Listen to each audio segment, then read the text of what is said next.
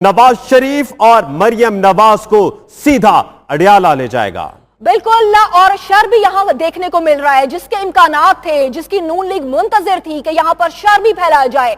जो कारकुनान साबिक वज़ीर आज़म के साथ आए हैं लंदन से और उन्होंने जो सोच कर आए थे वही करना शुरू कर दिया और भिड़ गए हैं रेंजर्स एहलकार के। जी हां, हाथापाई भी देखने में आ रही है। रेंजर्स एहलकार वहां पर मौजूद हैं, एएसएफ के एहलकार और पंजाब पुलिस भी स्टैंड बाय है। पहले खामोशी इख्तियार की गई, लेकिन उसके बाद अब जब गिरफ्तार किया है तो लीगी कारकुनों और रेंजर्स के दरमियान हाथापाई भी देखने में आ रही है। कार सरकार में मुदाखलत की जा रही है लीगी कारकुनान की जानिब से, जो उनके हमरा यहां पर आए और जब सरकार ने उन्हें गिरफ्तार करना चाहा तो उन्होंने हिसार बना लिया। मज़ाहमत की गई लीगी कारकुनान की जानिब से और रेंजर्स एहलकार के साथ हाथापाई भी देखने में आई। नवाज शरीफ और मरियम नवाज को गिरफ्तार कर लिया गया, जहाज से ऑफलोड कर लिया गया और गाड़ी में बिठाकर अब हेलीपैड की जानिब ले जाया जा रहा, जहां हेलीकॉप्टर तैयार है, स्टैंड बाय है और उसके बाद वो सीधा रियाल